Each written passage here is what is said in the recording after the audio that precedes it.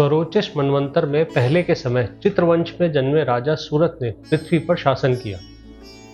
वे प्रजा का पालन पिता के समान करते थे, लेकिन कुछ राजा उनसे बहुत शत्रुता करने लगे। उन्हीं में से एक पराक्रमी राजा ने युद्ध में सूरत को पराजित कर उनकी शक्ति घटा दी। सूरत अपनी राजधानी लौट आए, केवल अपने क्षेत्र पर शासन करने लगे, लेकिन तब वे चारों ओर शत्रुओं से घिर गए थे। कुटिल मंत्रियों ने और अन्य लोगों ने उनकी संपत्ति छीन ली। उनकी नगरी का खजाना भी खाली हो गया। अंततः उनका राजपद चला गया।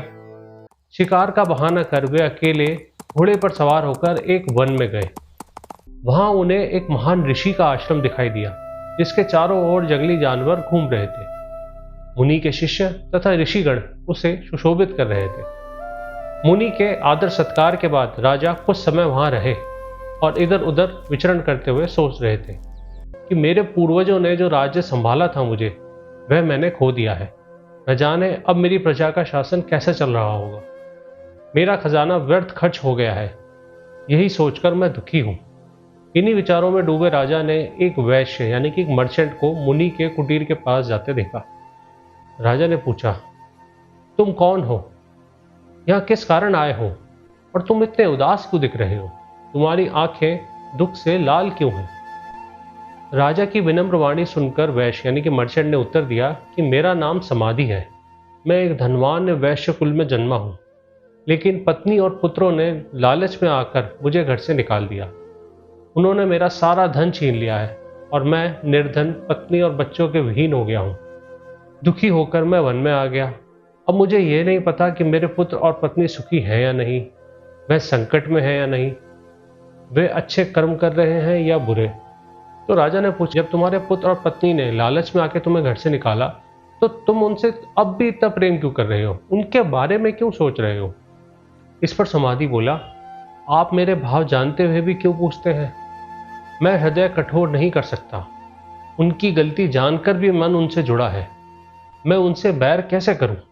इसके बाद समाधि और राजा दोनों मिलकर मुनि के पास गए। मुनि ने विधि पूर्वक उनका सत्कार किया और वे एक इतिहास और कथाओं पर चर्चा करने लगे।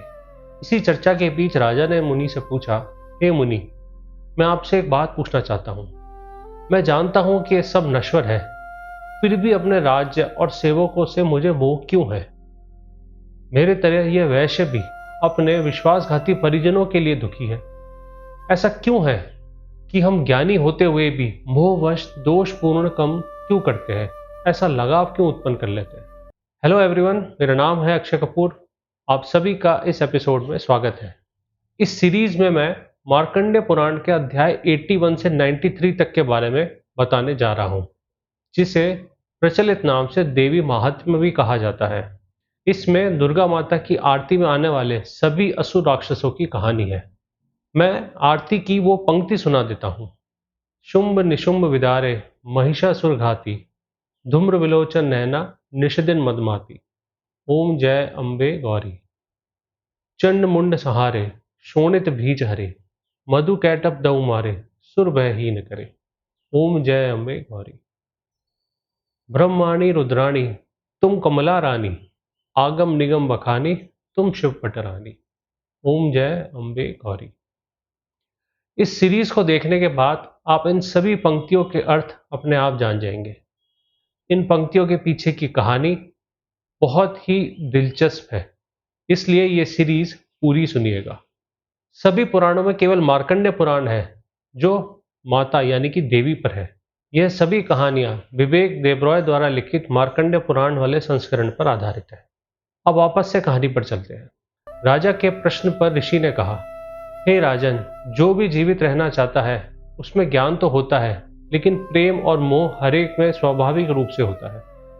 जैसे कुछ प्राणी दिन में अंधे होते हैं, कुछ रात में और कुछ हर समय, वैसे ही लोग ज्ञान होने पर भी मोह से अंधे हो जाते हैं। महामाया की शक्ति से सारा संसार उत्पन्न हुआ है। वही विष्णु के योगी निद्रा में होने पर उन्हें अपने प्रभाव में बांध लेती हैं। वही देवी ज्ञान से मोक्ष देती हैं और अज्ञान से बंधन में बांध देती है। राजा ने पूछा, हे मुनि, यह देवी कौन है? इनका जन्म कैसे हुआ? इन्होंने कौन से अद्भुत कार्य किए हैं? ऋषि ने कहा, ये देवी तो आदिकाल से है, आदि देवी है, लेकिन देवताओं के कल्याण के लिए उन्होंने ये रूप धारण किया है। एक बार एक कल्प के अंत में जब सब जगह जल ही जल था, तब विष्णु भगवान शेषनाग की शैया पर योग निद्रा में थे। देवी ने विष्णु जी को अपनी माया में बांध रखा था और वो लगातार सो रहे थे। तभी विष्णु जी के कान की मैल से दो भयंकर बलशाली असुर मधु और कैटभ उत्पन्न हुए और उन्होंने ब्रह्मा जी को मारने का प्रयास किया। ब्रह्मा जी ने देखा कि विष्णु सो रहे हैं, तब उन्हें भगवती देवी की स्तुति की। हे जगत जननी, हे माया शक्ति, आप ही सृष्टि की रचयिता है, पालन करता है और संहारणी है। आप ही स्वाहा स्वधा वेद माता तेजस्विनी स्मृति बुद्धि करुणा क्षमा शस्त्र धारिणी और समस्त देवियों की अधिष्ठात्री हैं। आप ही जगत का निर्माण करती हैं, आप ही जगत का विनाश करती हैं। आपकी प्रशंसा भला कौन कर सकता है। आप ही विष्णु हैं और महेश्वर भी, आप ही ने इन्हें उत्पन्न किया है, आपका गुणगान कौन कर सकता है। ब्रह्मा जी की स्तुति से प्रसन्न होकर देवी ने विष्णु जी की आंखें, नाक, भुजाएं, पेट और छाती मुक्त की।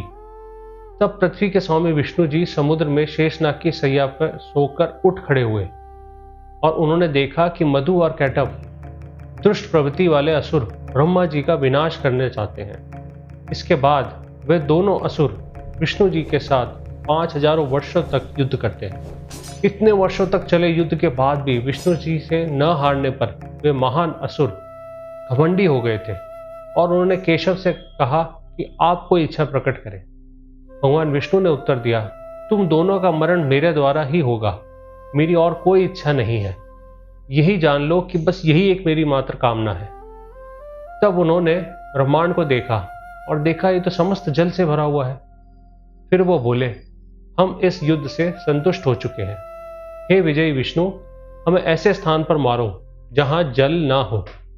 शंख और चक्र धारण करने वाले श्री विष्णु जी ने कहा, तथास्तु, ऐसा ही होगा। और फिर उन्होंने उन दोनों को अपनी जंघा पर रखकर चक्र से उनके सिर काट दिए। ब्रह्मा जी ने प्रसन्न होकर उसके बाद देवी की स्तुति की और उन्हें धन्यवाद किया। ये थी कहानी मधु और कैटभ की। अगले एपिसोड में सुनेंगे कहानी महिषासुर की। आप सभी को मुझे ध्यान से सुनने का बहुत बहुत धन्यवाद। जय हिंद, जय माता दी।